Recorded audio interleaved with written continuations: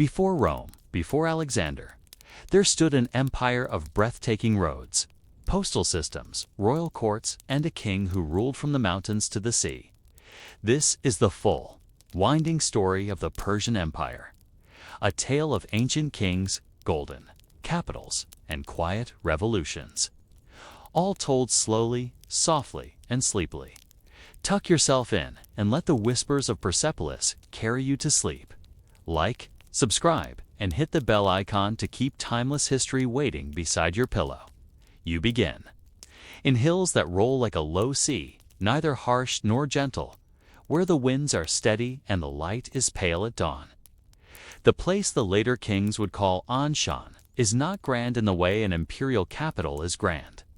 It is a patchwork of irrigated strips, of goat paths stitched to caravan routes, of stone villages craned around wells, and of old earthen ramparts that have weathered down into long, sleeping humps. If you were a traveler here, you would notice that men carry their robes tied high for walking and low for sitting. That seeds are passed from hand to hand with the same motion as tea ladled from a pot centuries later, and that when someone tells you directions, they point to a line of hills and mention a shrine or an old tree rather than distances you can count. This landscape does not look like the cradle of a world empire, but if you are patient, you can see what it gives. A habit of paths worn from repeated, careful use, and a discipline of making do with small, consistent things.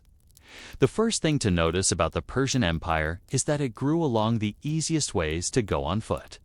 And it made those ways a little easier still. When you hear the name Cyrus the Great, it is tempting to imagine a hero drawn by fate across the map. But if you want to sleep through the history in a useful way, you begin with things that do not move quickly. You begin with how people eat. Poor men in these hills eat flat bread and onions with a little goat cheese when luck holds. They eat dates that keep well and dried meat that can be softened in hot water with herbs. Their women store grain in clay jars nested in the floor to keep rats from it, and their older boys learn the feel of a bowstring before they learn how to use a tally stick. The elite eat better, but the difference is more in frequency than kind. You imagine the meals because power in such a place has to be about regularity. A chief who can assure 2 extra meals a month through the winter earns loyalty more securely than a chief who gives one spectacular feast. This is the first lesson you need to hold close when you think about Cyrus. The dull stability of supply matters more than the flashing edge of a sword. Cyrus begins as a subordinate, as a man whose family owes duties to greater powers. In the middle of the 6th century before the Common Era, the Medes are masters over Persians. And the maps that exist in scholarly minds include this eastern rise as peripheral. The world centers on older places, on Babylon by its winding river, on Lydia, where coins of precious metal carry stamped lions, and on Egypt, where kings write themselves into stone. In a periphery, ambition works by fits and starts until it finds a rhythm. Cyrus edges power away from others, not in one leap, but through a series of human transactions that look slow when listed. He retains loyal men by giving them predictable patrol lands. He courts local priests by respecting their rights. He breaks the temptation to disorder in one district by installing a hostage-backed governor in another. He speaks in languages his neighbors understand, and he learns to accept pledges from communities rather than from single, gilded figures. He did not invent these methods, but he used them with a steadiness that makes them look new. To live in Cyrus's early realm is to live under a canopy of agreements. You know which road is safe on market days because the men who would ambush you are under the obligation of a feast they now expect every 9th new moon. You can bring your sister's children to visit because the shrine near the acacia is protected by a clan that makes its name on being unyielding when rules are announced.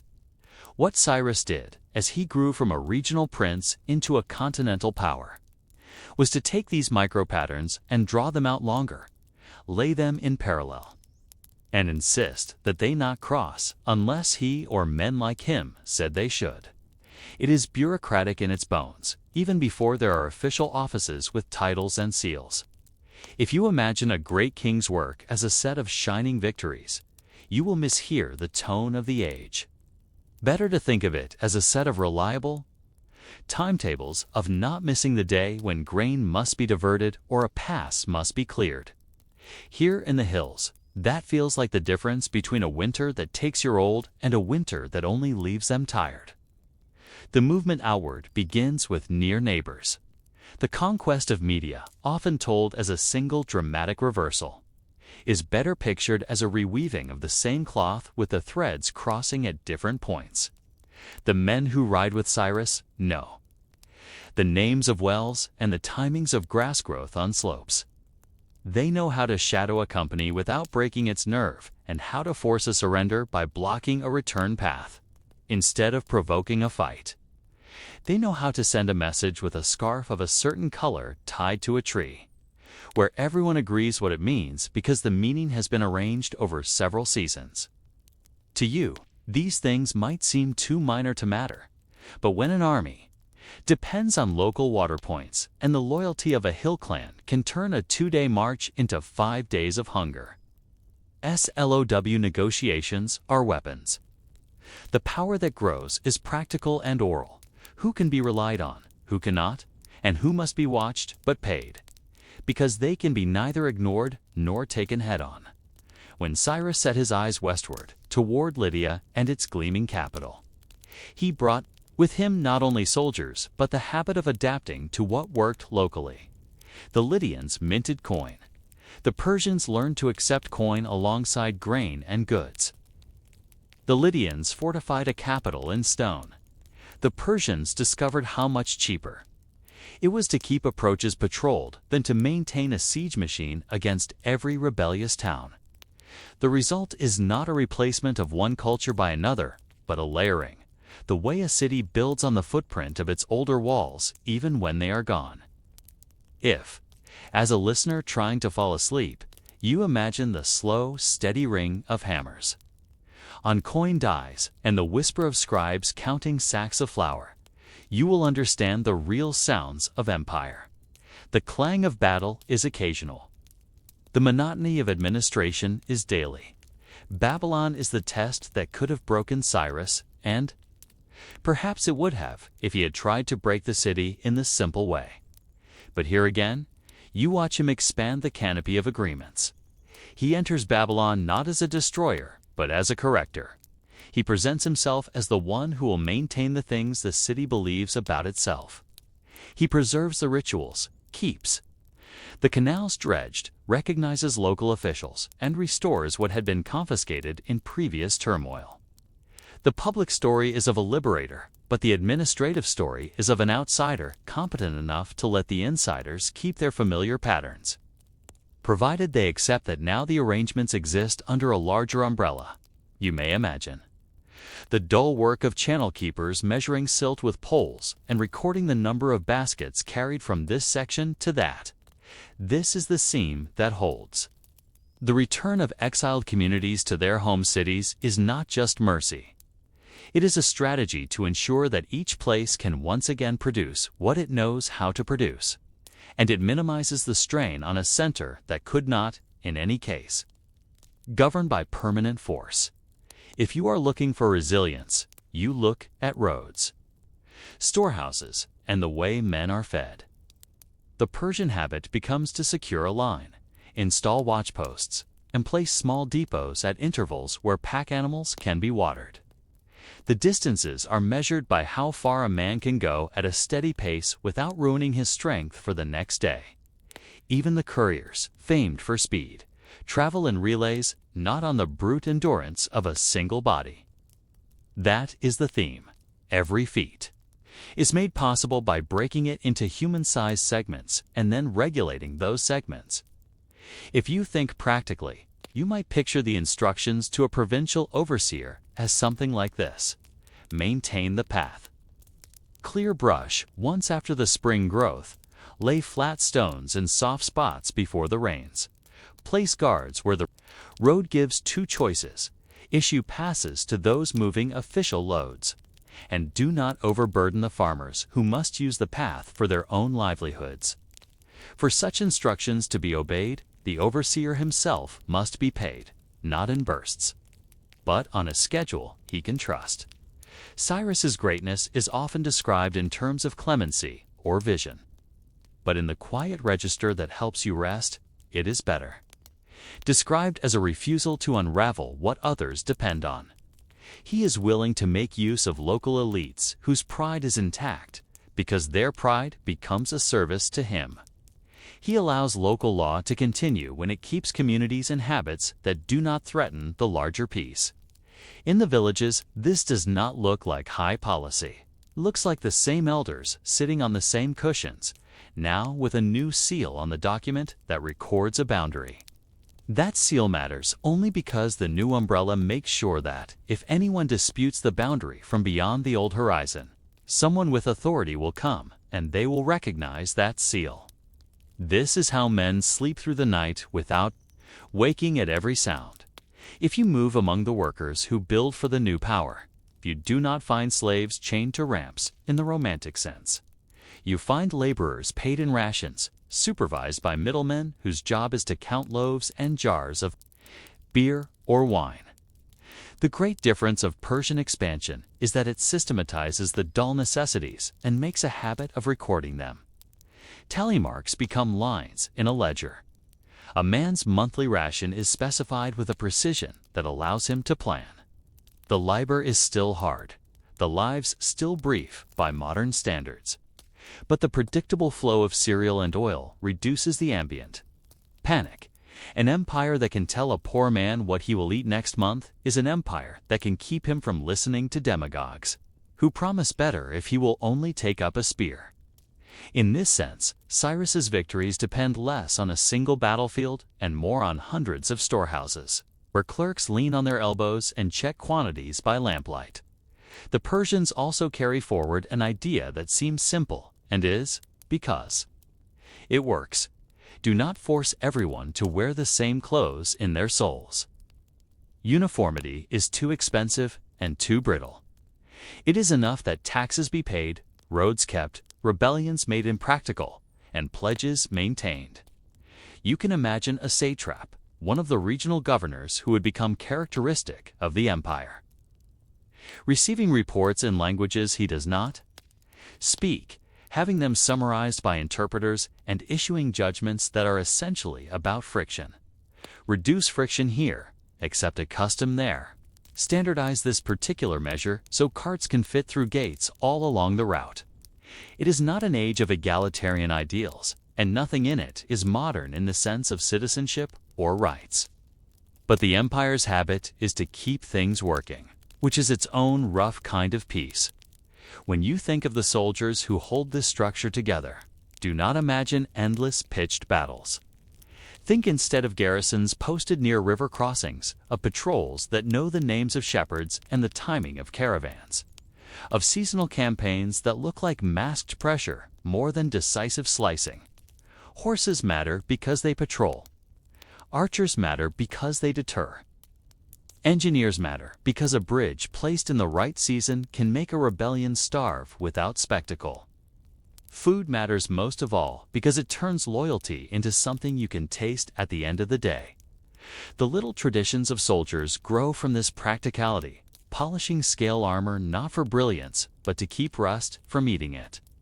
Folding tents always along the same crease so the fabric lasts longer.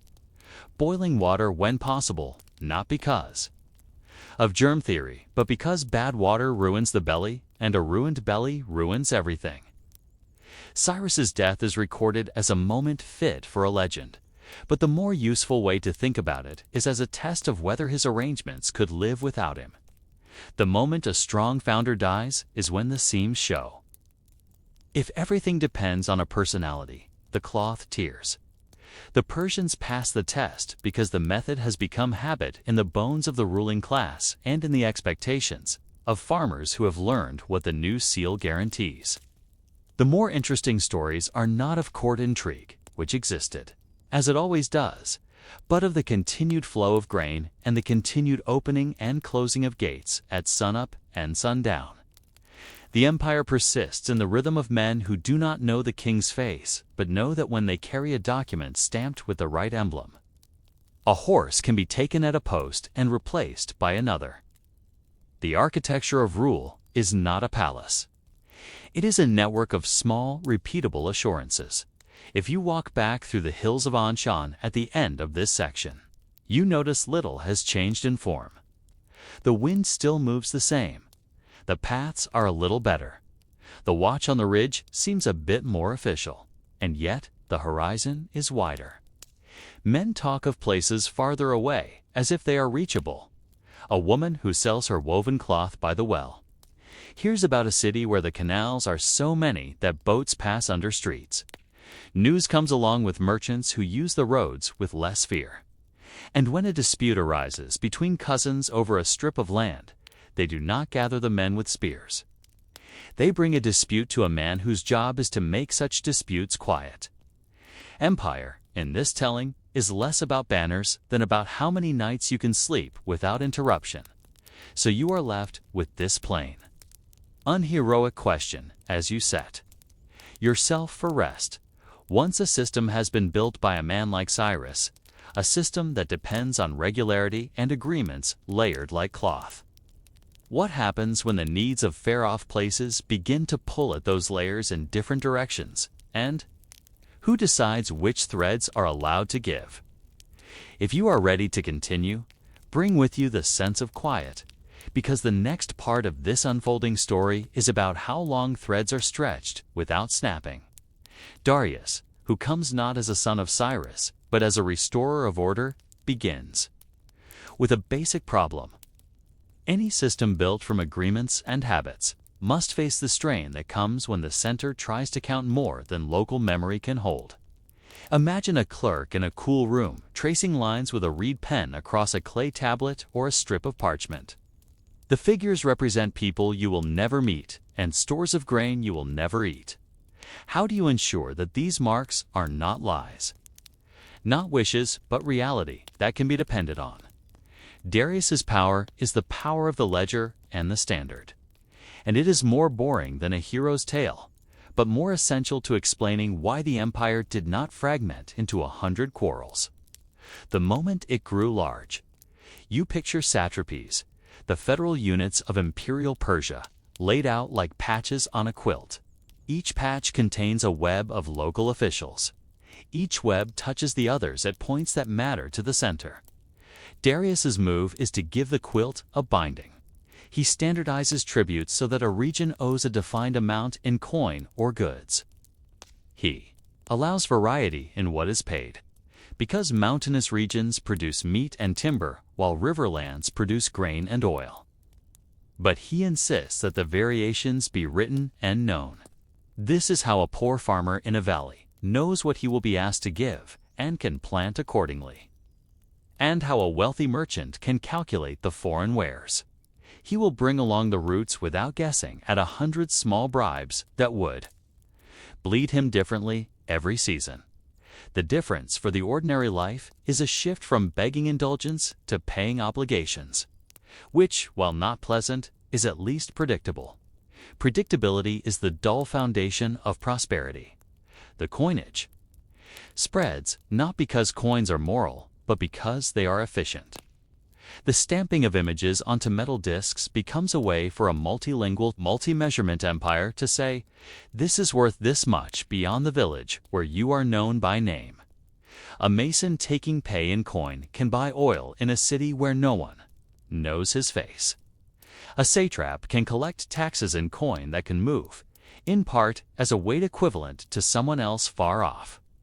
This reduction of friction seems small in an age of ships and machines. But in the ancient world, it is a profound change in how the ordinary person experiences the distance between themselves and their rulers. When anyone can pay a tax at a defined rate, the bark of the official matters less than the amount in your pouch. It does not make the world fair, but it makes it legible. Darius's roads are not roads in the sense of stone-paved imperial highways everywhere. They are maintained routes, with stations, guides, and the authority to commandeer animals for official use according to rules that have been laid down. The posts are placed at distances a messenger can cover in a day, and there is a procedure for taking a fresh horse. Your imagination should fix not on speed records, but on the reliability of being able to carry a letter from one corner to another without making special arrangements at every village. Along these routes, small economies develop. A woman learns that if she brings hot bread to a way station at dawn, she can sell 2 guards and riders who swap night for day on their schedules. A man who raises hardy donkeys knows that official inspectors prefer a certain conformation, and that if he presents his animals when the clerk is there, with the right papers, he will be paid a set amount and not be haggled into poverty. The official world and the local world meet at these points and manage to coexist because expectations are written down. The building of Persepolis and other royal centers is not only vanity. Great piles of stone concentrate labor in a way that lets the administration experiment with ratios. How many rations per laborer maintain health through the hot months? How often must walls be repaired when mortars mix thin? Which combination of straw and clay resists rain best? The answers are not written as scientific formulas, but they are embodied in lists and schedules and the tacit knowledge of foremen. A world-class monument becomes a training ground for the human machine of empire. The people who administer the rations learn to balance shortages against rest days. The people who quarry stone learn the cost of hauling versus the cost of carving. On-site, translators learn to move instructions across language boundaries without losing the crucial parts. Everyone at the center learns something about the tolerance of systems. How much theft can be prevented by inspection? How much must be accepted as the cost of doing business, and where to place a watchman so that he is seen by those who would cheat? In the satrapies, justice becomes a matter of layers. Local courts hear local cases and apply old customs. Appeals are possible when matters touch imperial concerns or when disputes cross boundaries. The point is not to turn a villager into a subject of a distant court, but to prevent local magnates from capturing all power in their hands. The imperial officials appear like a high ceiling. Most of the time you do not look up. But when the weather is bad, it keeps the rain out. This arrangement can be oppressive. There is no romanticizing it. Taxes can be misused, officials can be cruel, and the emperor's will can crush resistance when he is determined. But the routine function, the way quarrels end, the way debts are recorded, the way boundaries stay boundaries, makes life more bearable than a constant cycle of vendetta. You, as the listener, drifting into the details, can focus on the mechanical rituals that sustain such a spread-out world. The guard who changes the wick on an oil lamp at the road station at the same time every night and records the oil used. The small team who checks the depth of a ford after rains and marks the safe crossing with poles cut to a standard length. The caravan leader who insists on marching at the pace of the slowest animal, not because he is kind, but because speed breaks ankles and broken ankles break schedules. These are the people who make a king's proclamations mean something. They are not celebrated in inscriptions, but they form the grooves down which power can flow. The empire also has to manage its own bigness in the face of neighbors whose movements are different traders from the steppe. Mountain tribes who prefer sudden ambush to set battles, naval powers who can prick the coastline. Here, too, the approach is more about routines than about dramatic reversals. Border fortresses are provisioned with enough food to wait out a typical raiding season. Garrisons rotate men out before they become too friendly with locals who might tempt them into profitable neglect. Grain is moved along routes that have alternates, so that one blocked pass does not starve a province. And when war comes, as it does against the Greeks, the picture you hold should be one of supply more than one of passion. Ships loaded with grain sacks, scribes tallying the draft of water at the stern to estimate cargo weight, quartermasters deciding whether to kill animals for meat now or hold them for transport later. Meanwhile, religion and culture are not erased by this administrative pressure. They are navigated.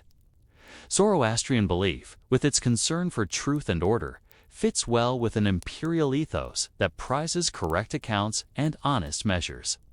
But the empire does not compel a single creed. Local shrines function, priests conduct rites and festivals. Continue with a subtle bending, a prayer for the king's life here, a public festival funded by imperial grant there. The effect is a sense that the empire is not a foreign thing imposed on daily life, but a larger frame into which daily life is fitted. For ordinary people, the difference is felt most clearly in moments of crisis. A bad harvest used to mean hunger and blame cast on neighbors. In the imperial frame, it means an appeal to the satrap for remission or assistance, which might be granted if the records show diligence. You could argue that this is nothing but a new layer of dependence, but you cannot deny that it changes. The calculus of survival. Even in its dullness, there are tensions. Standardizing weights helps the consumer, but hurts those who profited from confusion.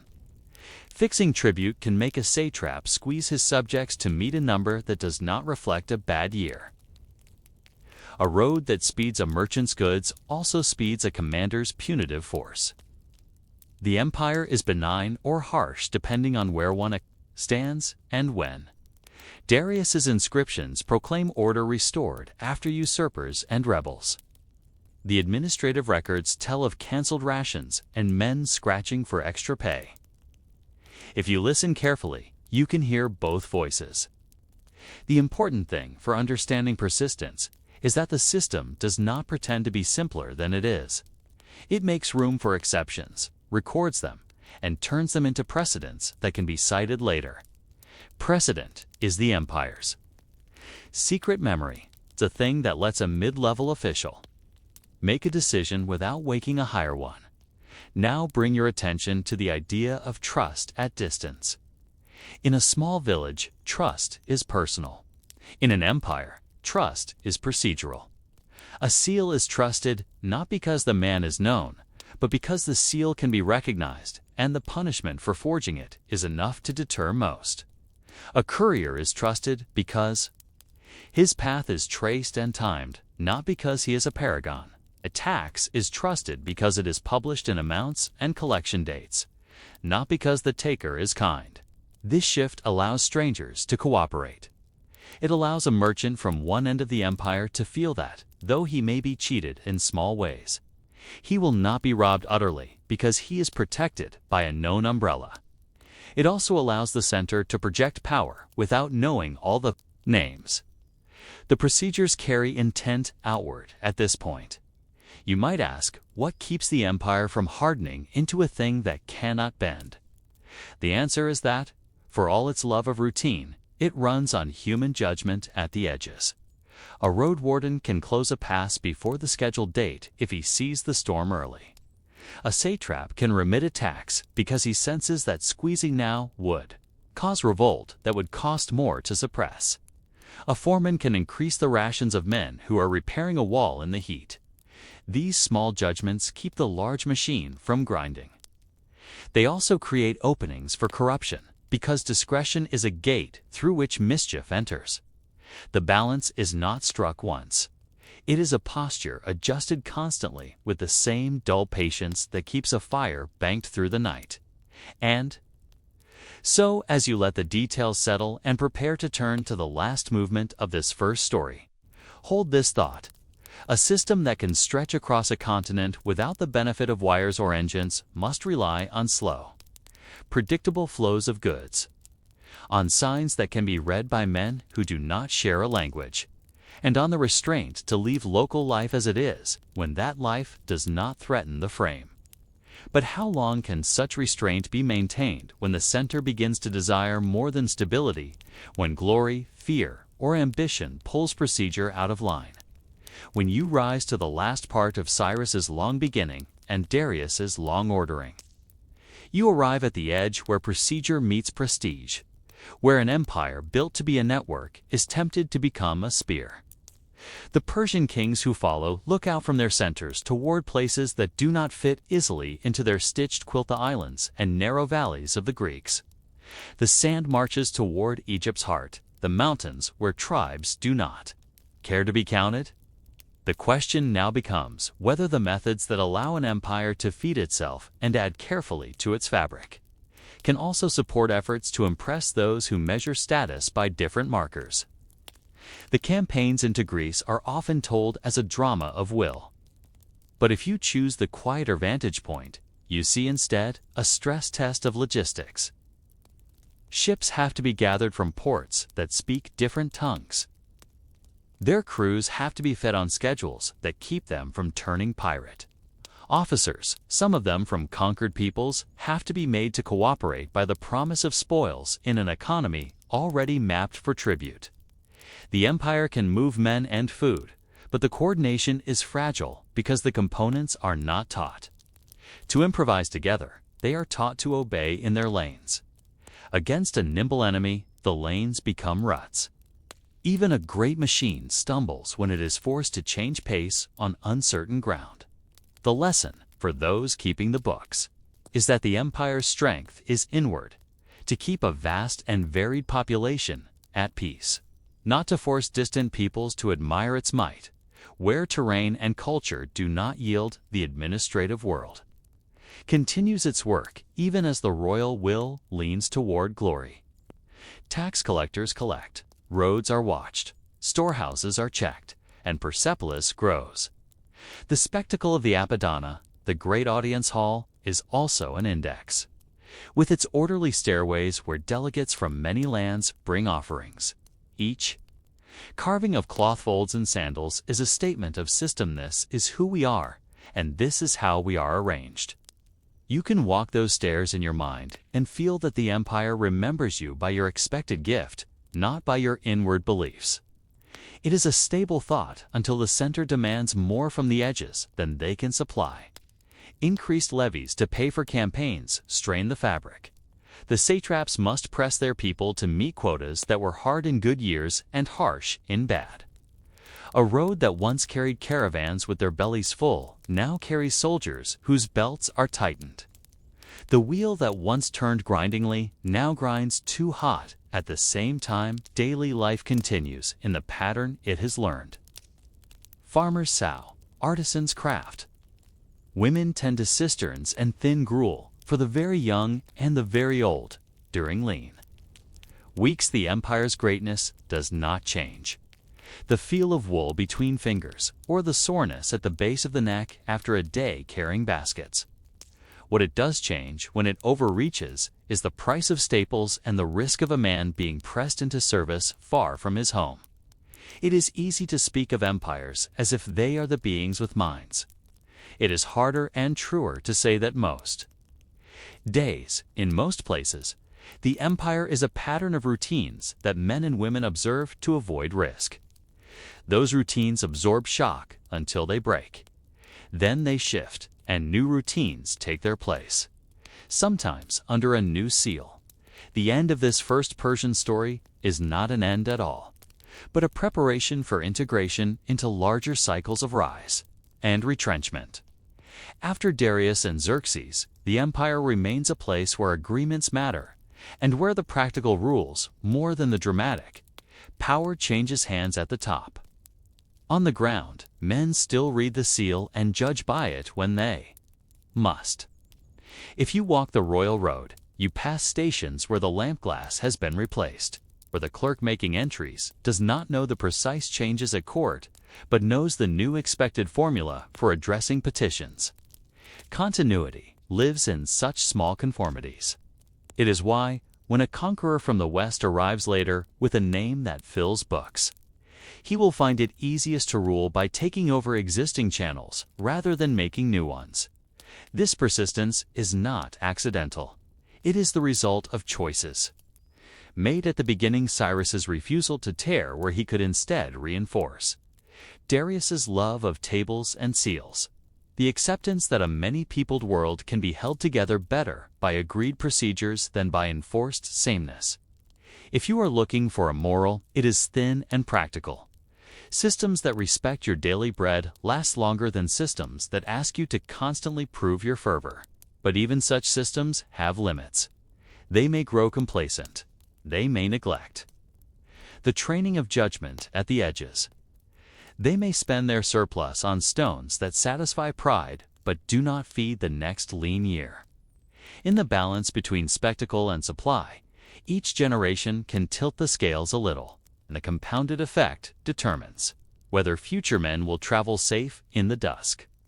So you close this first story with the unheroic but important thought that the Persian Empire's foundation is an administrative morality, one that measures justice by regularity and good life by sleep that is unbroken. And yet, knowing how human beings are, you may ask yourself, as you let this chapter fade, when comfort rests on procedures, what happens when a new generation forgets why those procedures were made, and who will remind them that the true glory of a rule is its ability to make the ordinary day secure? You sit with a scribe at a stump of desk, watching the deliberate movement of a reed pen across a surface smooth enough to accept ink, but rough enough to hold it. The stroke is not art. It is bookkeeping. A column of numbers, another column of marks, and a short line of words naming the source and the destination. Darius's world, for all its golden images, lives and breathes on such records. To understand it, you do not start at the top with a royal proclamation. You start here with the mind that believes there is a proper amount for everything. And that human failure comes from not measuring enough or not measuring in time. The empire has been won. The question now is how to prevent its assets from draining through the fingers of men who run local affairs.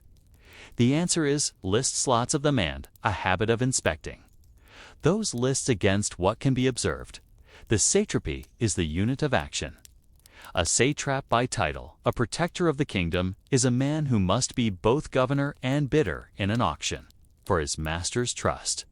His tools are inspection tours, confidential informants, reserve forces, and accounts that he can present with enough clarity to persuade his superiors that shortfalls are not theft but drought, not evasion but plague, not laziness but the collapse of a bridge in the rains. If you walk with him, you see not the bright events but the stops at market towns to hear petitions, the measurement of warehouses with a rope, the eyeballing of granaries to see whether rats have been kept out. He knows that if he cannot give reasons in the numbers language, he will be replaced or worse. Beneath him, lesser officials learn the same fear. The empire educates its managers through the threat of loss and through the reward of regular pay and status. This is not a gentle school, but it works to keep the lines from kinking. Consider the royal road as a schedule rather than a structure. Its length matters, but what matters more is the expectation that a dispatch sent from one point will arrive at another within a span of days. The stages are set at the distance that a horse can gallop without failing, and that a man can then take another horse and go on. To you, the image to hold is not of a single heroic courier, but of a row of them. Like the segments of a centipede, each moving independently, but forming a whole that gets the message through. For ordinary travelers, the road provides a framework. For safety, bandits can be suppressed more easily where patrols have a route. Markets know to stock extra food on the day a caravan is expected. The dull pulse of predictable movement makes a ruler's words reach beyond the dome of his palace. In the pillars and platforms of Persepolis, Darius's ideology becomes visible, ordered abundance. Delegations climb steps, flanked by carved images of those same delegations, as if to say that reality must conform to the ideal. But beneath the stone, the machine is more flexible than the images suggest. Workers come from many lands. Rations are adjusted according to the strength of work. Overseers who perform well over a season are given increments that are not only symbolic, but edible. The empire rewards the keeping of time and the care of tools. A dull story if you are seeking drama. but for the builder who prefers to bring his sons home alive. It is a better story than one of glory paid for in broken bodies. Darius also pushes the use of a common language for official decrees, while allowing local languages to thrive in local courts and markets. This is not cultural conquest so much as administrative convenience. When disputes arise between satrapies, a standard tongue lets the center adjudicate without relying entirely on interpreters who might bend the truth. Archives begin to form, not as libraries in our sense, but as stores of earlier decisions that can be consulted. The effect is to lift governance out of the eternal present and into a past that can be cited. Precedent becomes a tool, a way for a lower official to protect himself by saying, in a polite tone, that he is only following the pattern that a higher authority established before. Taxation. The blood of the administrative body is made less arbitrary. There are fixed levies and extraordinary levies. The first are predictable, the second are justified by events. The justification is often thin, but it is insisted upon. This insistence creates space where subjects can, at least in theory, question a demand when it comes outside the usual channels. A village headman can say that the extra levy is for a real campaign, but that his stores were already committed to repairing an irrigation channel. Sometimes he is heard. When he is not, he can at least feel that he was not entirely powerless, that he played his part in a negotiation that will be remembered when next the rains fail and he petitions for relief. In such small ways, the empire binds loyalty, not by love, but by the moderate hope that the rules will still apply next year. Religious policy remains practical. Temples function as banks and granaries. They are too vital to break. They are drawn into the imperial frame with gifts that are both pious and strategic. A temple that honors the king in its prayers becomes a temple that can be called upon to lend grain in years of dearth, to be repaid from future taxes. The priests who love continuity like this arrangement as long as the terms are kept. You notice the pattern by which the empire harnesses the conservative instincts of established institutions. It makes the old ways useful to the new system, so that the guardians of the old ways protect the empire without thinking themselves collaborators. If you permit your mind to drift over the network of roads and the dots of towns, think of the mail of petitions that flows back along the same lines as orders. A woman whose husband has been pressed into service rights on a tablet to ask the satrap to confirm that his support will be provided. A merchant reports that a bridge has been damaged by a flood and that he cannot meet his contractual obligations. To deliver cloth, he asks for a delay of tax on his warehouse. A garrison commander reports that his men have gone 3 days with half rations and that morale is at risk. Each of these communications goes into a pile, and men sort through them and apply the rules. It is tedious. It is the empire. The king's greatness is made of such tedium, aggregated over years. At the end of this first section of Darius's machinery, a question forms like a ridge on a well-worn path, in a world where counting and scheduling hold the fabric together. What happens when the numbers are not believed? Either because some have learned to forge them too well, or because a shock comes that breaks the assumptions behind all the ledgers. The machine meets storms. A poor harvest stretches resources thin.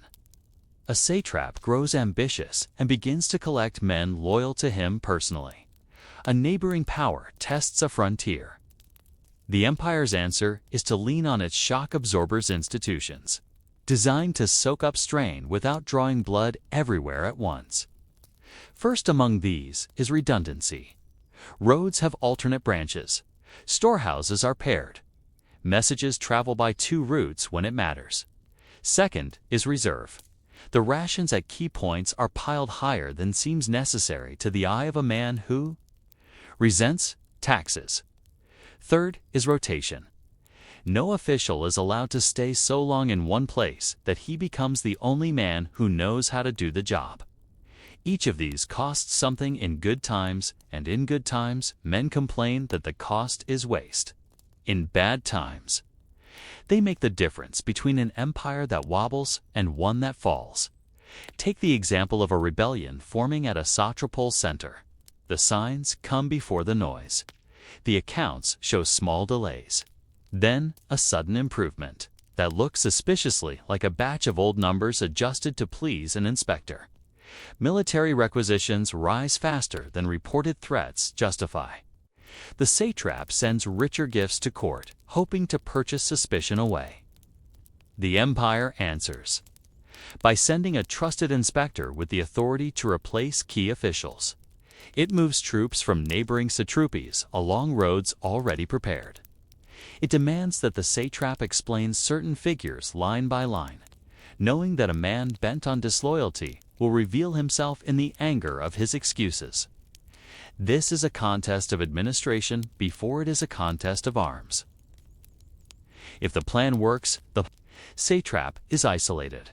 His personal men see that the center can reach into his accounts and his gates, and they calculate that loyalty to him is a worse bet than loyalty to the system that feeds their families. A different kind of strain comes from outside, where the empire's roads stop and other people's patterns begin. Here, the Persian strength procedural trust can become a weakness. Against adversaries who act without schedules, who refuse to stand on the obvious ground, who do not care whether supplies are accounted for, the empire must adapt. It does so by hiring local expertise, by learning through loss, and by narrowing its goals. A campaign that begins with a hope of annexation may settle for tribute. The official story is adjusted to fit. A demonstration of force has secured the emperor's dignity. In operational terms, the empire recalculates the cost of imposing direct rule versus the benefit of leaving a difficult land loosely bound. This may sound like weakness, but it is. Again, administrative morality. It is better to maintain a reliable ring of good enough arrangements than to own a perfect map at the price of constant bleeding. Economic shocks force more intimate adjustments. If grain prices rise across several regions, tax collectors are instructed to accept payment in coin at a more favorable rate for the payer. Warehouse rations are cut at non-critical points to keep garrisons fed. Public works are delayed. Are not heroic acts. They feel to the people affected like small cruelties, because they are. But they prevent greater cruelties later. The core of the worldview is that a predictable hardship now is better than an unpredictable disaster later, and that those who can see far should make the decision that those near cannot see. It is paternalistic, and it is not always wise, but it is a habit. You might notice a spiritual component in all this that is not a doctrine but a disposition, a love of order. Darius and those who serve him praise truth not only as honesty in speech, but as fidelity in measure. A false weight is not just a cheat. It is a harm to the fabric that keeps strangers cooperating. A calendar out of sync with the harvest is not just an error. It is a theft of food from the season that needs it most. This concern can shade into rigidity. When men are punished for bending rules to help a neighbor in need, the empire risks turning its love of order into a source of resentment. The wise official senses the difference between a necessary small mercy and a dangerous precedent. He knows that in a world held together by humans, all rules require interpretation. He knows, too, that he will be judged, perhaps years later, by others who may not share his sense of proportion. The most delicate shock absorber is the use of local elites. The empire prefers to rule through men whose faces are familiar to the ruled. It gives them dignity and demands performance. When they falter, replacing them is dangerous because it can break the delicate web that connects the palace to the field. The empire uses rituals to soften this. A removed official is not always executed. Sometimes he is given a different dignity in a different place. A measured fall that tells others that obedience, even after failure, is not always death. This is not kindness, though it can feel like it, it is policy. Men managed by fear alone are brittle. Men managed by a mixed economy of fear and hope are more likely to keep the machine turning.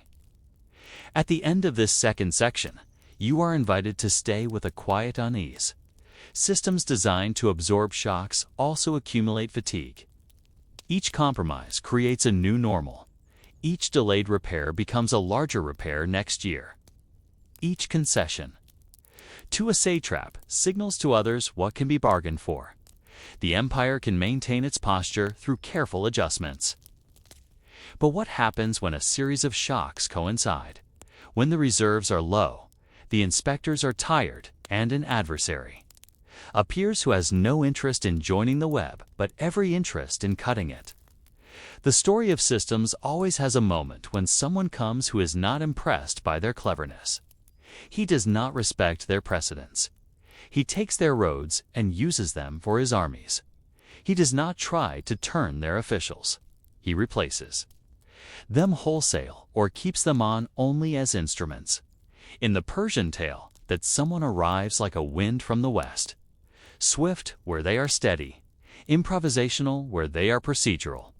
The empire meets him with the tools it has: levies, seals, heralds, orders, and storehouses. The battle is sharp, but the more telling struggle is what follows: the making of a new normal after a cresting wave has gone past. In the time of shock, dull wisdom of the machine shows one last service. It allows the conqueror to rule because it is legible. He can retribute lists and know who owes what. He can sit in the audience hall and receive delegations who have long practiced the bow and the words that accompany gifts. He can keep the roads open because they already have posts with men who know what to do when a horse needs to be saddled. He can place his own seals on existing jars.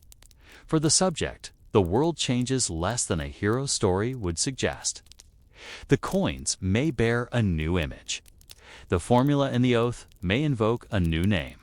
The ranks of officials may be rearranged, but the routines persist, at least at first. This is how empires survive their own downfall, in habits that other powers reuse. The monuments become ash or are repurposed, but their lessons remain.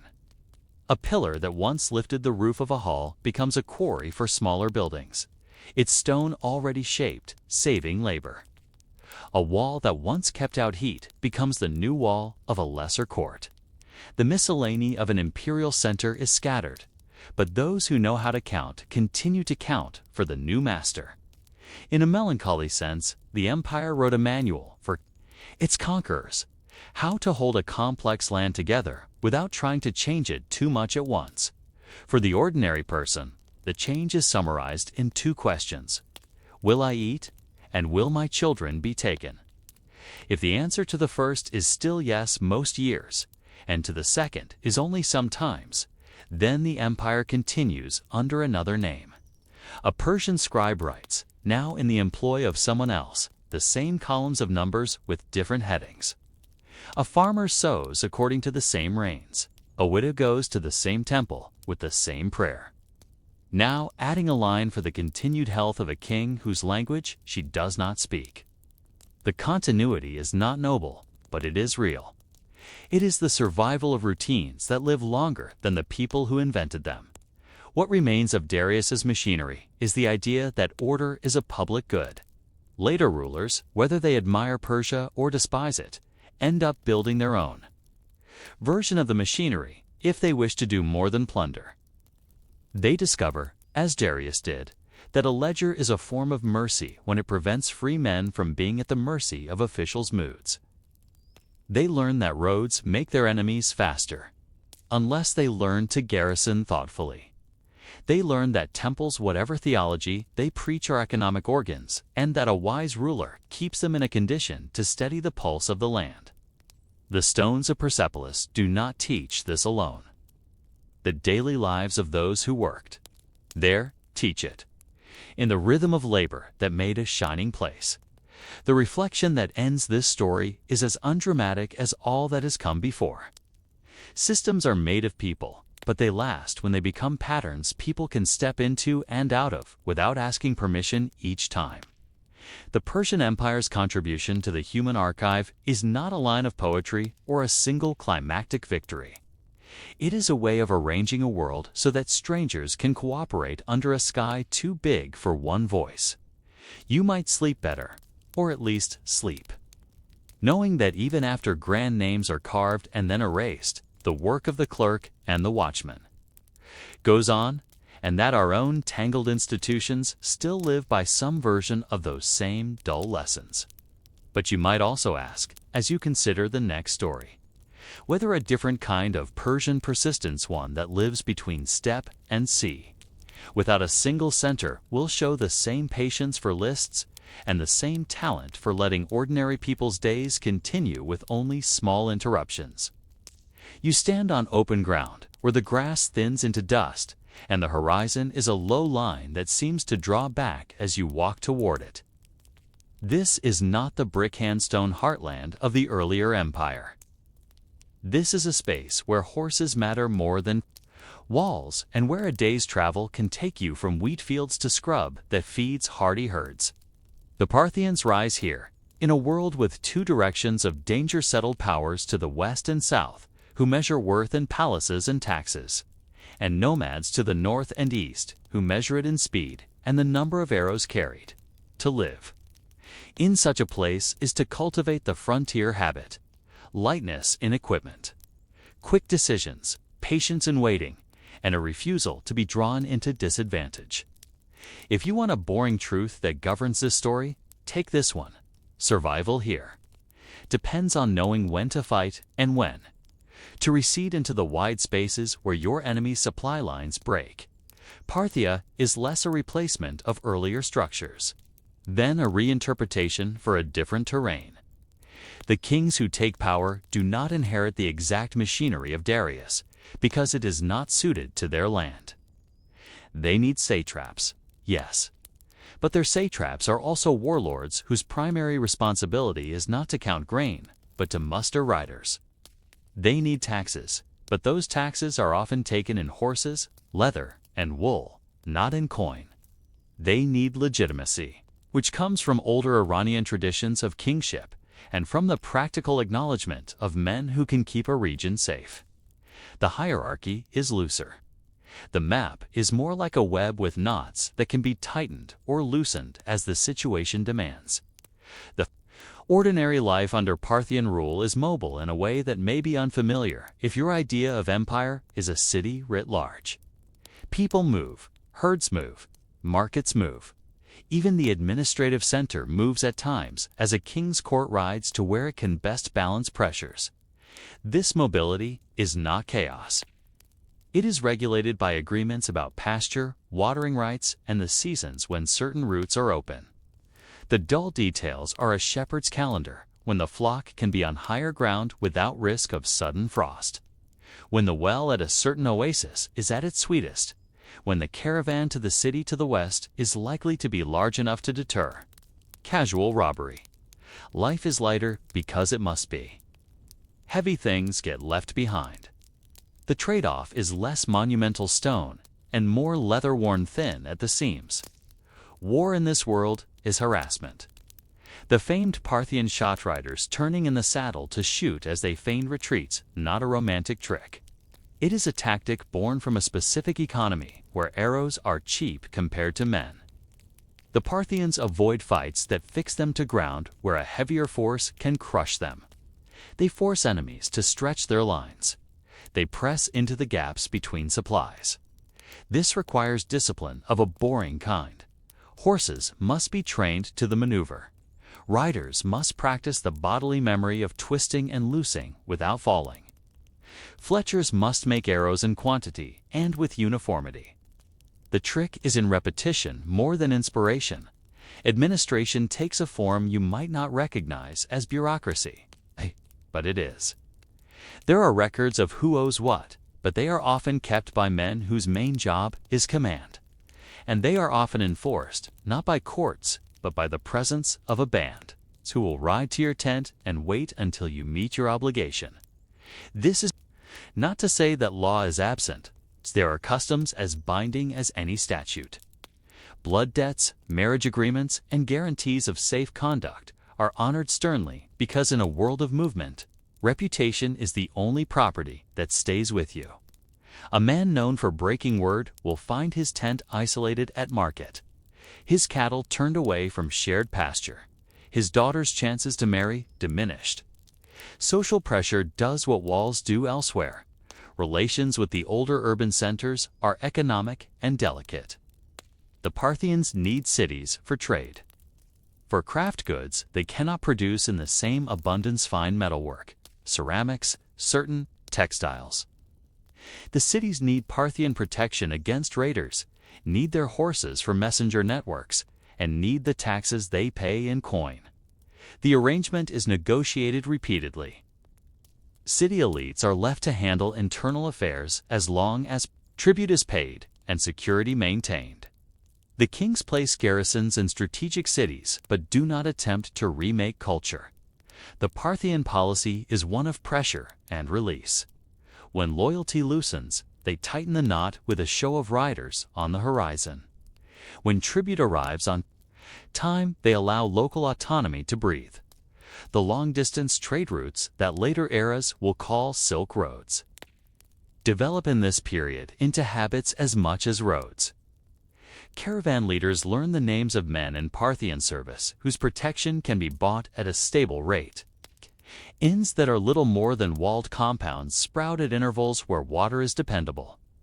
A hierarchy of guides emerges, men who know the weather of certain passes and the customs of certain tribes.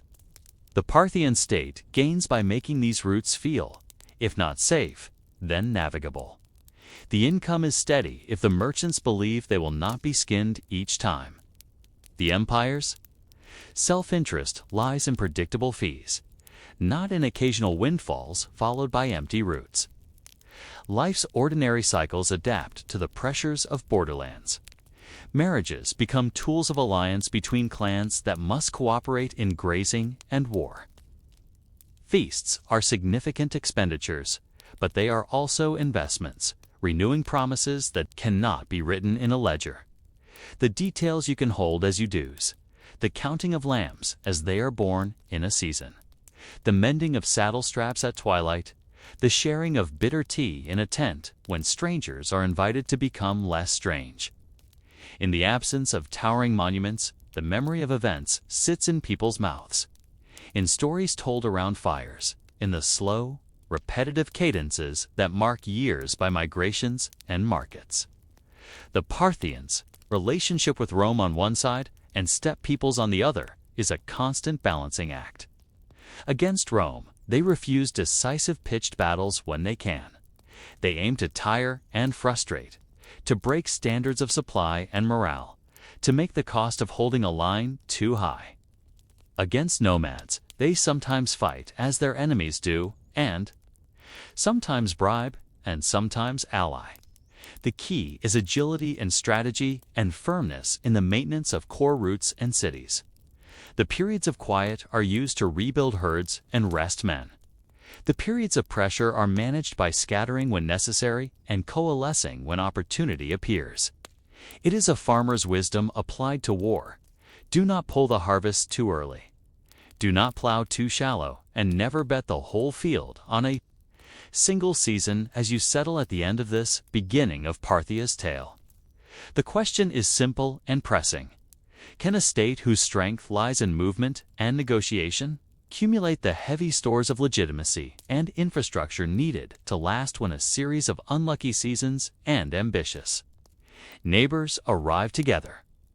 Or does its very lightness become, in time, a kind of fragility that calls for a different balance? You open your eyes on a landscape with sharper edges. The Sasanian kings who rise after Parthia choose to reforge the state with clearer lines, to thicken the fabric that in Parthia was more web than cloth. They build walls where walls matter, armies with a core of heavy infantry and cavalry where those matter. And they invest in a concept of kingship that is both sacred and administrative. The fire temples become more central to public ritual. The bureaucracy grows in complexity, and the empire announces itself in stone reliefs that show the king receiving the ring of power from a holy figure. This is not mere vanity. It is a program. The program says, we are more than an alliance of riders. We are a civilization with a shape that will not be bent by its neighbors' desires. The ordinary effects of this program can be found in how land is measured and taxed. Surveyors move through fields with cords and rods, mapping the fertility, the water access, and the ownership that is recognized by both local custom and royal decree.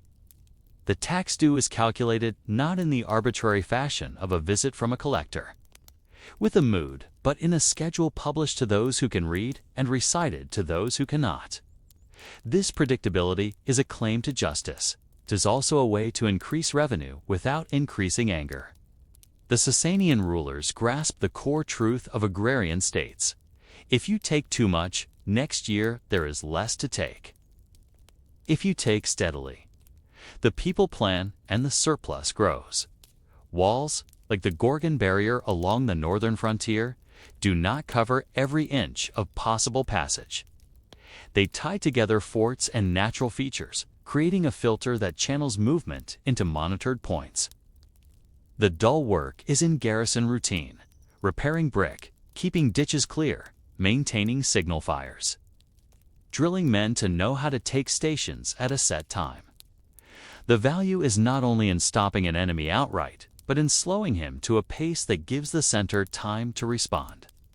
Walls in this world are not absolute. They are arguments made in mud and fired clay that say, you will pass on our terms, not yours. The Sasanians also cultivate urban life with renewed attention. Cities are not just places of trade and court. They are nodes where crafts are organized, where administrative orders can be published, where the empire's image can be displayed in ritual. City walls are repaired, markets regulated, guilds recognized. The effect on daily life is ambivalent. Regulations protect against some abuses, but also create opportunities for officials to abuse their power. The careful attention to public order closing, markets at a known hour, inspecting weights.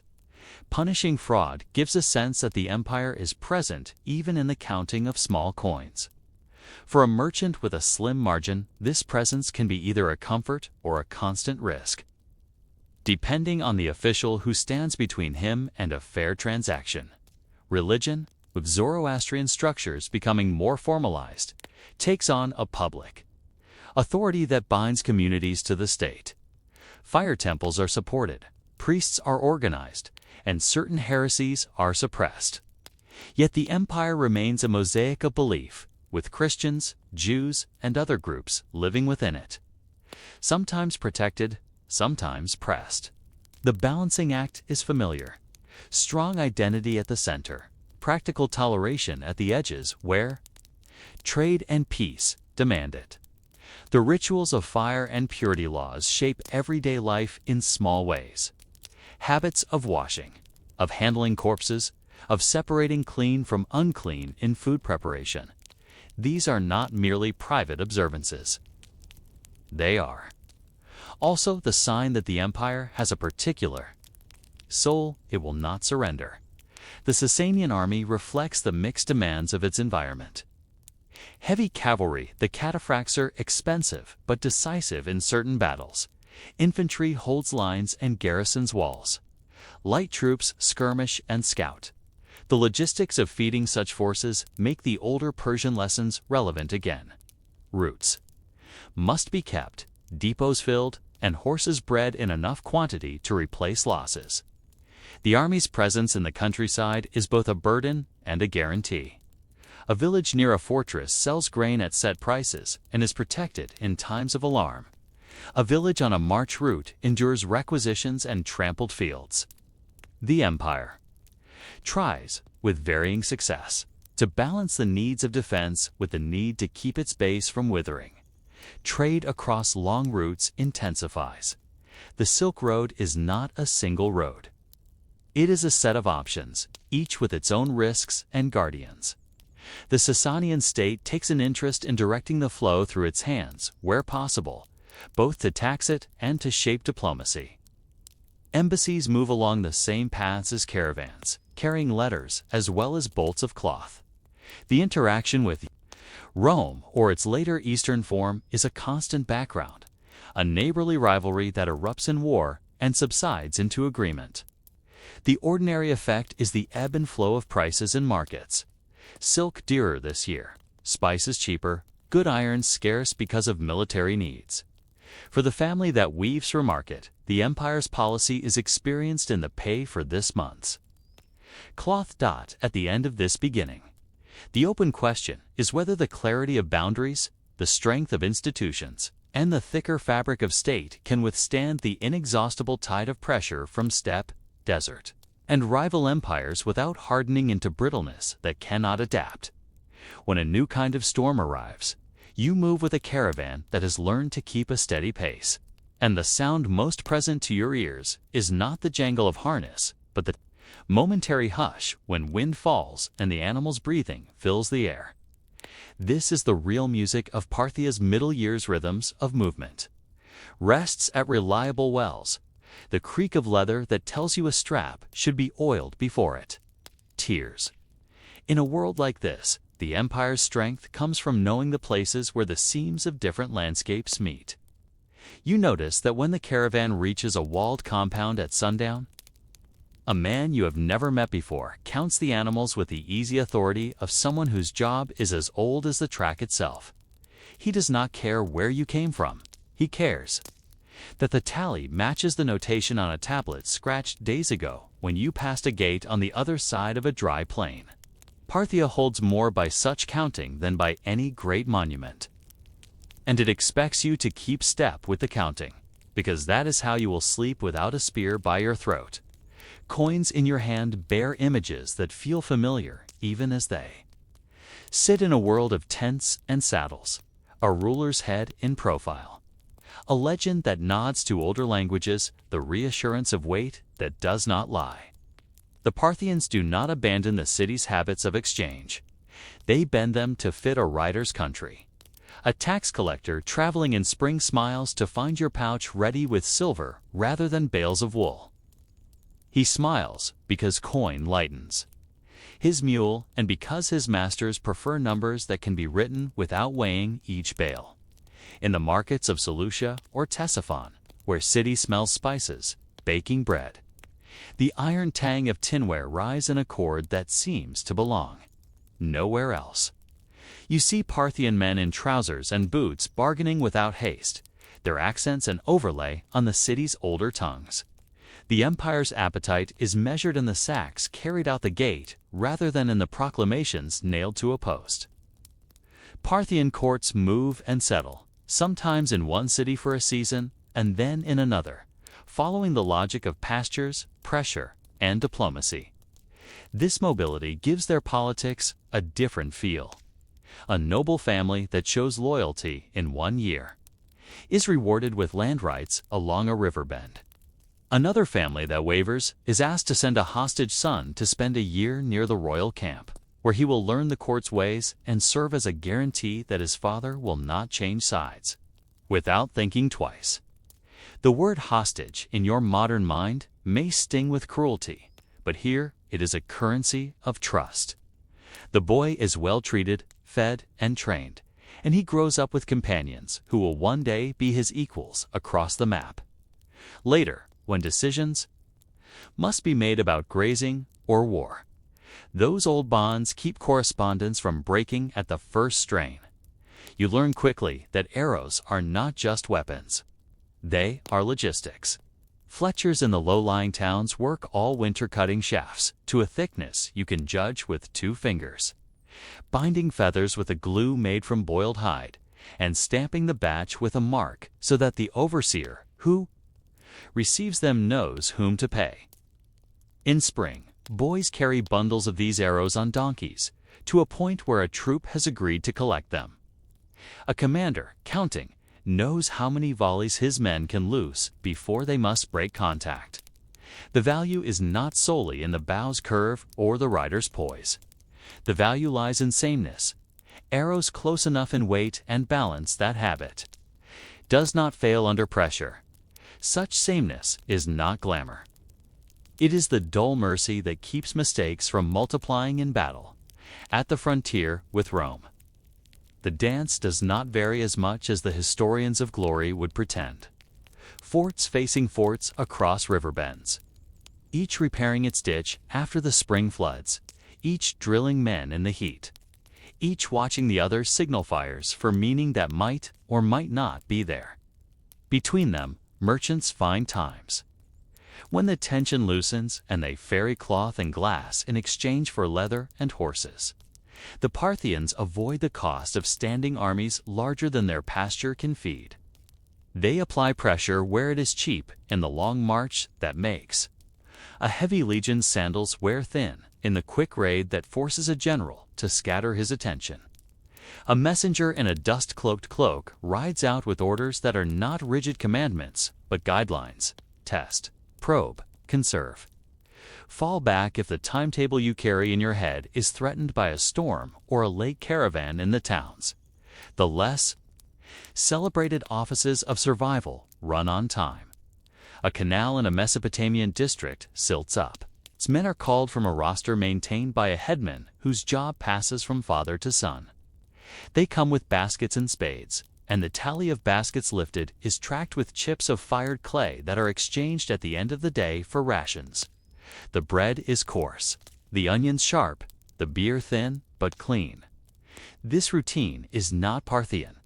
In an ethnic sense, it is older and future-bound, and Parthian governance is wise enough not to alter it. When floods come, the same headman sends a boy with a message to the nearest camp that has riders. Those riders bring sacks to shore up a breach, not because love of king burns in their hearts, but because the breach, if not closed, will cost more in tax grain next year than the sacks cost now. You might expect less formality in justice here, but you would be only half right. A dispute over a watering right between clans is not taken to a temple court. It is taken to a tent where elders sit with the long memory of migrations. They call witnesses who remember when a tree stood where. Now there is a stump. Who can say which path was used in a drought 10 years ago? Who have counted the foals born to each herd? Their verdict is delivered with a schedule. For 3 seasons, the clan that has grown more will drink at sunset instead of at noon to restore balance.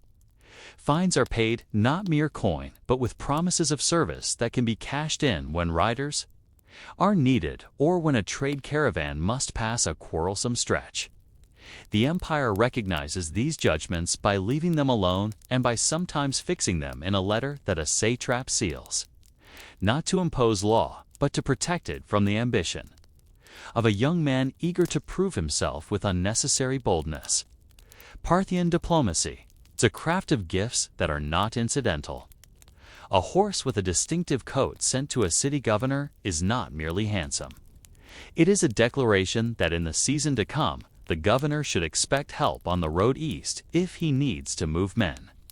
A robe trimmed in a style seen only on the high plateau communicates familiarity with a region's elders. It says, in the language of weave and cut, that the giver is at home in both the camp and the court. Feast calendars serve as strategic calendars. To host is to announce strength. To accept a place of honor at another's table is to admit a need. Alliances here are not written once. They are woven again and again at tables where meat is shared and salt is tasted. A kind of literacy that ignores ink but values memory like a ledger. If you wish to understand the economy beyond numbers, stand in a workshop where saddles are made. The leather must be thick, where pressure falls, and thin, where a fold must move without cracking. A Parthian saddle has its own geometry, shaped by the horse's back and the rider's way of turning to shoot. The craftsman's hands know the curvature by habit. He trims according to a pattern that has been passed down with small adjustments for the thickness of hide this year, for the harsher sun that dried the leather faster. He does not speak about the empire, but his work enables it. A poorly cut saddle throws a rider. Too many thrown riders lose a skirmish. Too many lost skirmishes fray confidence. And once confidence frays, caravans move more cautiously. Taxes arrive late. And the soothing regularity that keeps an empire alive begins to tremble. There are stresses that repetition cannot entirely ease. Succession is one. In a confederation of powerful families, a new king must bind old knots anew. He gives gifts of land and privilege. He accepts that certain men will keep their bands of riders at their own expense and call it loyalty, so long as they are asked rather than commanded. This dispersion of power is a relief in some seasons. It allows quick, localized response without waiting for a single center to decide. In other seasons, it is a slow poison because ambition grows in private and bursts forth when a border crisis demands unity. A wise king spends the quiet years moving men like weights on a scale, taking care that no one lord grows too heavy, and that to form a pair that can tilt the platform against him with a shared grievance.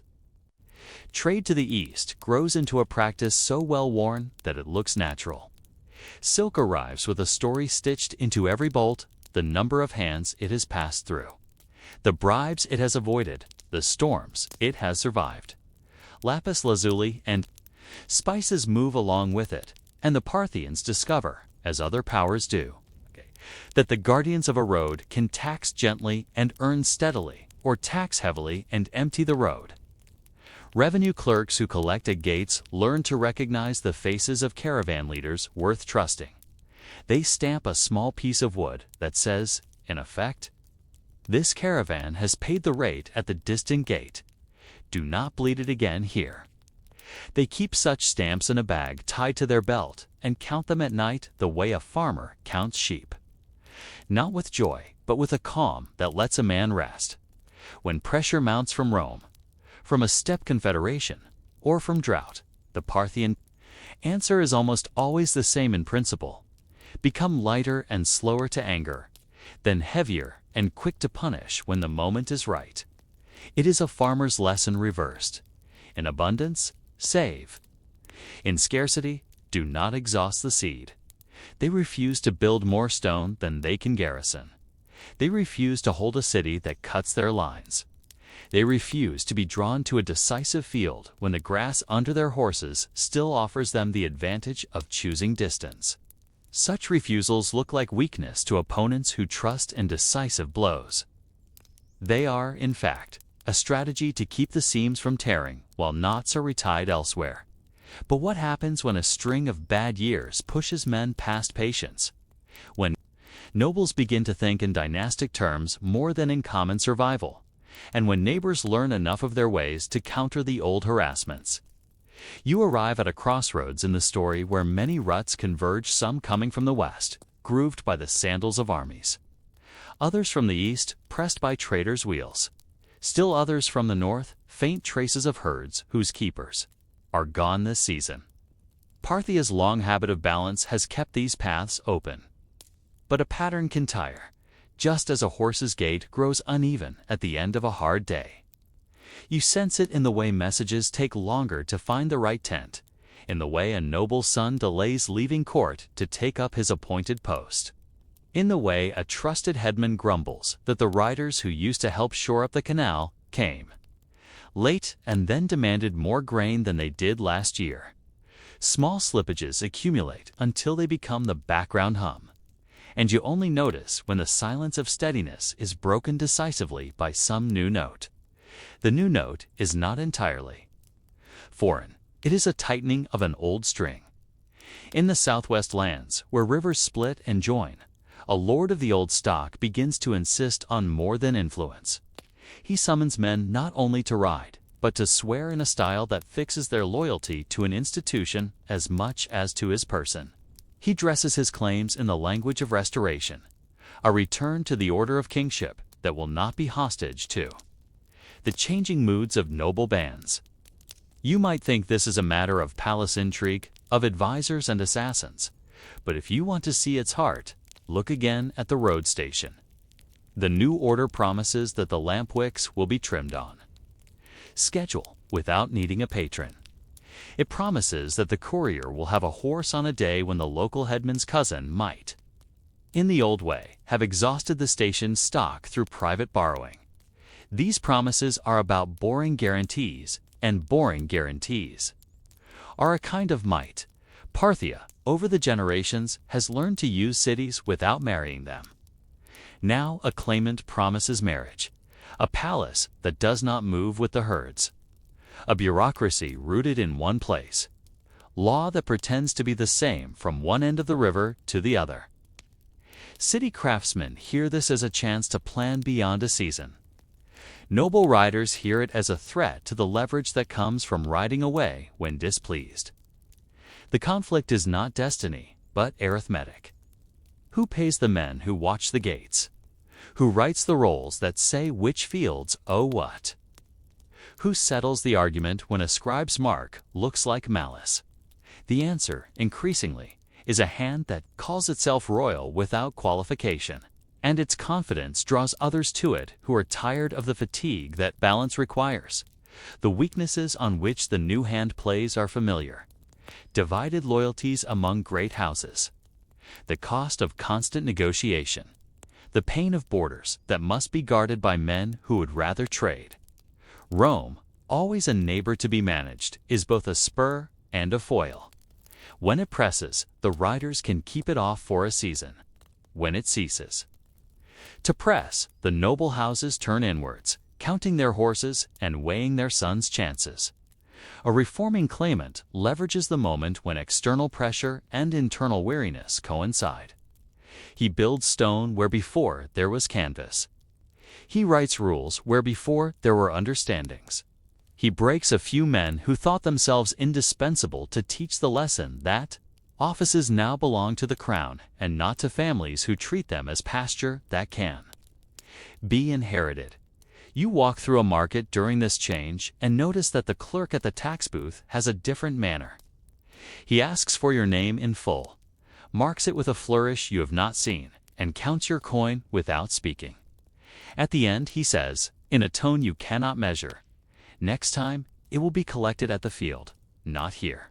You are not sure whether to be relieved or concerned. The field means less time lost, but it also means the empire will have eyes where your sickle falls. For a certain kind of person, the weaver, who wants to know in winter what spring will demand, this is a comfort. For another kind, the headman, who has always mediated between center and Egypt, is a narrowing of the space in which skill once became status. A system that offers predictability to the many often trims the discretion of the few. The Parthian strength harassment at distance never entirely fails. Even as a new order rises in the south and west, riders still know the feel of a bowstring and the moment when to turn and shoot. But the deeper transformation is in the way the state understands itself. The language of confederation gives way to the language of crown and charter. Temples are asked to say a prayer for a king who invests them, not merely a lord who leaves them alone. Coin images settle into a more insistent iconography. Walls neglected in Parthia because movement was life begin to stand where engineers judge they will pay their way. You feel the difference in the way a day's march is planned. Less room for improvisation. More reliance on provisions sent ahead by order and less by favor. And yet, even as the center hardens, much remains. A caravan still needs guides who know the cut of a hill against a winter sky. A herdsman still judges the color of grass the way his grandfather did. A noble's daughter still learns to hold a cup at a feast in a manner that signals friendship without surrender. Continuity survives under new banners because ordinary survival cares little for banners. A new king can call himself restorer or founder. The woman stirring millet over a brazier feels only the regularity of tax and the stability of the path. To the well, the new hand can claim victory. The older pattern that undergirds life claims persistence. Parthia does not vanish with a shout. It rests its weight in the bones of those who come after. The ease with which a later state will ride across a winter steppe to talk with a clan leader who wants assurances rather than commands. That ease is Parthian. The instinct to trade an arrow's cheapness for a cavalryman's continued life. That, too, the habit of negotiating on the move and never confusing a map with a field that is the frontier's inheritance. If you are measuring history by kings, this seems like a footnote. If you measure it by how you sleep at night, it is the heart of things. So you end the Parthian story not with a lament, but with a question that looks forward. When a new, firmer grip takes the reins, promising rest from the fatigue of balancing, and protection from pressures that will never cease, how will it hold on to the frontier's lessons without losing the capacity to bend? And who will remind its officials that not every problem yields to a wall? You wake in a city that calls itself the hub of something larger than its walls. The river beside it moves with the heavy assurance of water that has been persuaded into channels. And in the morning, cool, you hear not only the street cries of vendors, but also the scrape of shovels from men clearing silt from a minor canal that feeds gardens inside the gate. This is a city made by rules as much as by stones, and the rules arrive not as abstract edicts, but as schedules, written on wooden tablets and recited at gatherings where the names are checked and the fines are known. Under the Sasanian kings, this precision becomes an ethic. The empire will be just because it will be regular. It will be strong because it will be measured. It will be rich because it will keep water moving and will count the loaves made from that water's gift. A survey is not only a map, it is a promise. The men who walk the fields with cords measure not just width and length, but the reach of a canal at low water, the quality of soil in a season when it cracks, the shadow cast by a wall that shortens a crop in the month when the sun is meanest. They chalk marks on clay and roll it to dry, and those marks will later decide how much grain must be shipped from that field after harvest. The landholder knows months ahead of harvest the rate that will be asked. He can haggle at the edges, showing damage after a storm, bringing witnesses who remember floods, but the principle is simple.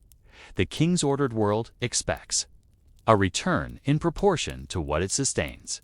That simplicity is harsh in bad years, but kinder than the whims of a collector who arrives with armed men and a number he makes up on the day.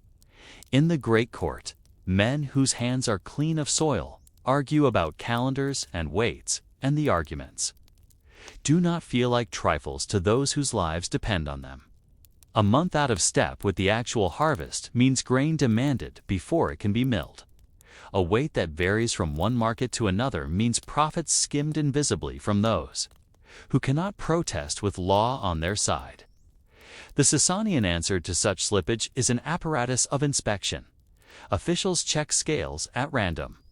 They inspect measures by pouring water to the brim and noting the men who flinch when a tablespoon more is added. They do this not out of moral squeamishness alone, but because a state that cannot trust its measures spends too much energy in suspicion. Trust, here, is engineered. It is underwritten by penalties that are public and by a memory that is kept in records rather than in the grudge of a single man. You can watch a tax day to understand the social shape of this world. In a courtyard shaded by woven mats, a clerk sits at a low table. In front of him, a queue forms landholders, larger and smaller. A guild representative for the potters, a headman who speaks for a cluster of widows whose husbands died last year in a fever. Each steps forward in turn, announces a name, and waits for the clerk to find it in his stack. Coin passes, grain tallies are adjusted, petitions are recorded with a few careful strokes. The clerk is not a tyrant. He is a part of a machine that tries to make every person's obligation reducible to marks that another clerk can interpret. The headman asks for remission for the widows. The clerk scratches a note and tells him the petition will be heard on the 5th day, when the inspector for this district sits under the fig tree. The answer may be no, it may be yes. The important thing is that the pattern is known, and that knowledge takes the terror out of the day even for those who leave with less than they wanted. Religion, in this period, does not leave daily life untouched. The fire temple's presence is visible in the rhythm of prayers, in the care taken with the dead, in the clean lines drawn between what is considered pure and what is not. A tanner moves his workshop beyond the wind that brings smells to the temple. A butcher cleans his knives in a certain way and at a certain time. A woman handling bread does not touch a corpse, because the bread is for the living and must not be shadowed by death. These rules are not merely spiritual niceties. They are a layer of public health and social order before those words existed in a modern sense. The priests, in their turn, learn to keep accounts, because the temple stores grain and oil for times of lending. And a temple that cannot reconcile its stores loses the trust, without which it cannot ask favors of the men who count for the king. Standing at a city gate, you see the army as something more complex than a line of men with spears. Supply wagons creak. An officer checks the grain sacks against a list. Another officer runs his hand along the harness of a horse to feel for a sore that a lazy groom might have concealed under a smear of oil. Heavy horsemen pass, iron gleaming, and behind them, foot soldiers with bundles that show they will be away for months. Extra sandals. A knife for more than war. A jar slung in a net. The empire spends coin and careful thought on these men because they hold the walls and the tax routes. It also spends thought on their return because soldiers with no place in the civilian order become the seeds of disorder. Plots of land are set aside for those who survive. Their names are entered in a different book than the book that recorded their enlistment. The cycle is meant to close in a circle, not end in a cliff. The silk that gives the period one of its shimmering images does not feel like a miracle when you handle it in a warehouse. It feels cool and oddly strong, and the man who keeps the store treats it as inventory more than as treasure. He knows how many bolts came on the last caravan. He knows which will be loaded onto a ship to go downriver and out to a gulf, where men speak languages that the clerk at the gate does not. The empire wants the margin that such goods bring. Therefore, it wants the road to be safe at predictable points and the porters at the key to take their own predictable cut. A general is posted a priver not to win a battle, but to ensure that a bridge is not burned by angry locals who think taxes unjust. This is a mature sort of power, a willingness to spend soldiers' lives without waste, and to see that one burning bridge can cost more in lost customs than a skirmish costs in rations. In the countryside, local landholders with lineage and obligations grow into a class that ties the court's will to villages' daily work. They are not kings in miniature, nor mere agents.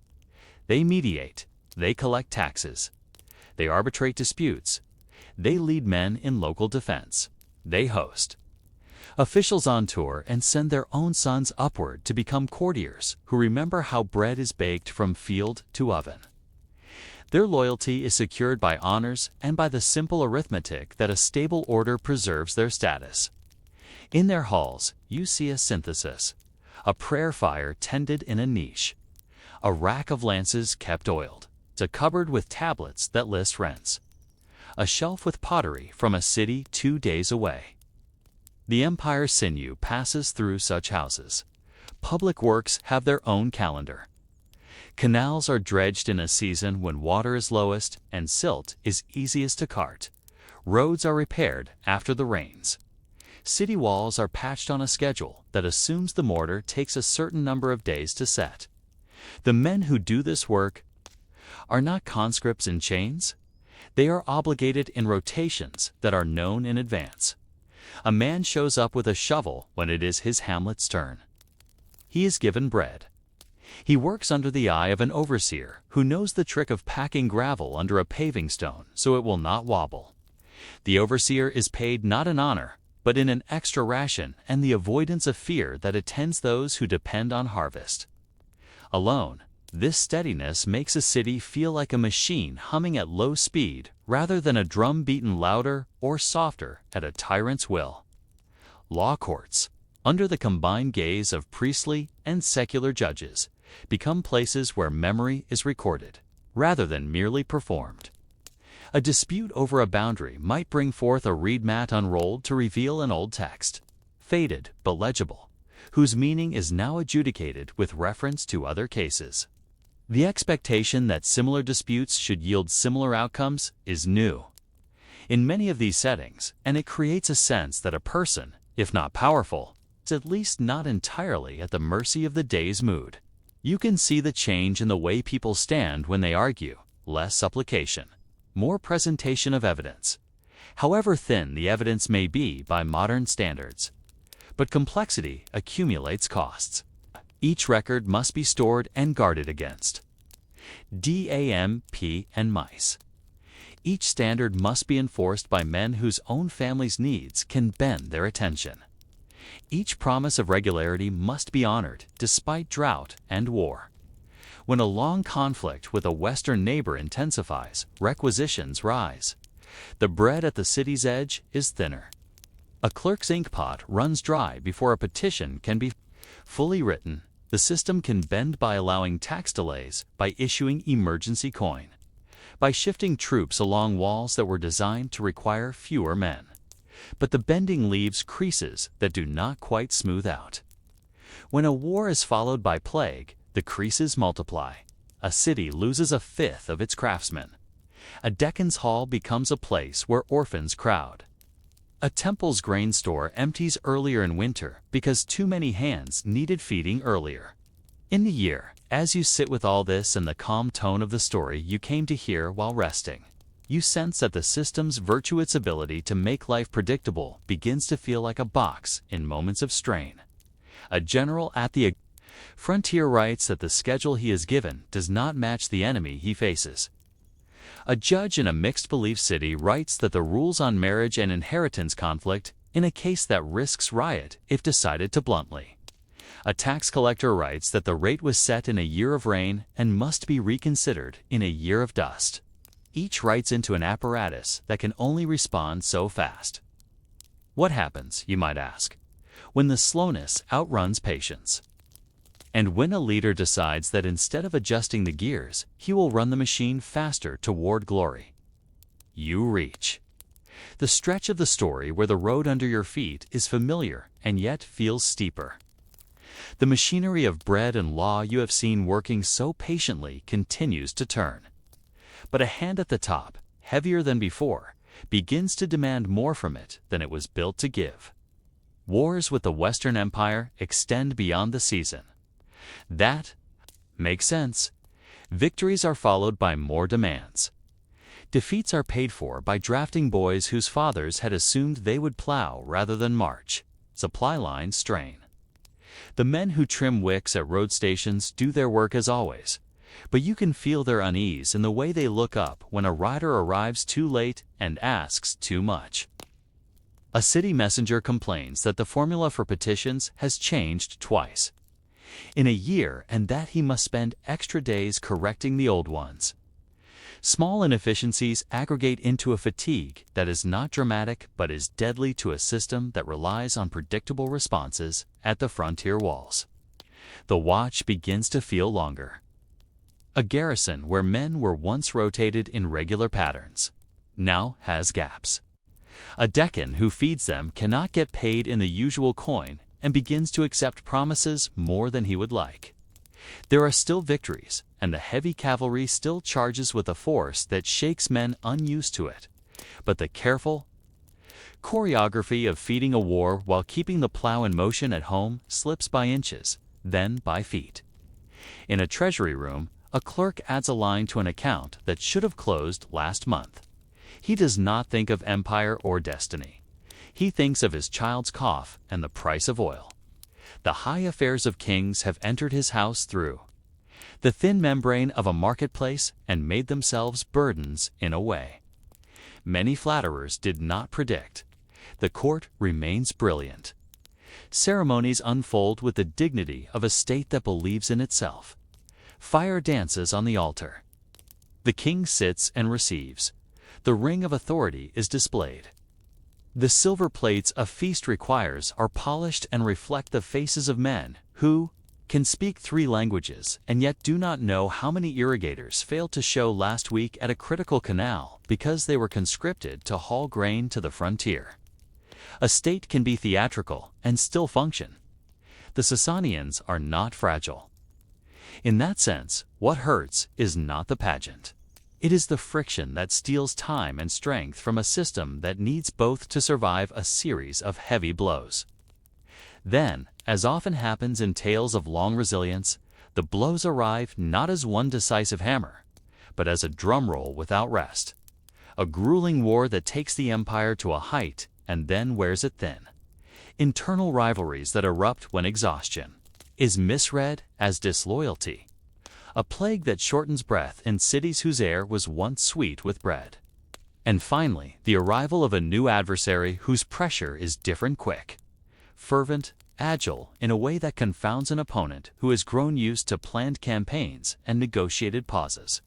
You feel the difference more than you see it. A small column of men appears where a large one would have been expected. A messenger takes a route through a scrubland no one thought an army could cross. A local headman who once played for delay now must decide, before sunset, which direction his village will lean. The empire meets this new wave with the tools it has. Orders go out. Levies are called. The language of defense is invoked with sincerity and urgency. The soldiers who answer are not cowards. The officers are not fools. They hold a line here, they lose it there. They retreat to hold another, and in their wake fields, trampled cannot be replanted in time. The state's capacity to absorb shock built on redundancy, rotation, and reserve was designed for 1 or 2 shocks at a time, not for a storm season that comes before the last has ended. The archives record frantic notations, attacks remitted, a draft expanded, a bridge repaired in half the usual time with twice the usual men. A note begging for more leather for saddles because old stores were burned when an enemy got through a gate that should have held in the villages. The meaning of change appears indoors. A tax collector with an unfamiliar accent knocks and uses a different formula of greeting. He asks for the same grain, but he calls it by another name. He accepts a different coin.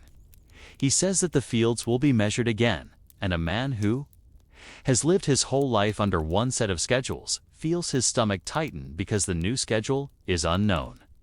Yet water still flows because the canal reeds have been cut by the same men with the same tools. The wheels of the mill still turn because the river knows nothing of the names of kings. The temple's fire grows cold.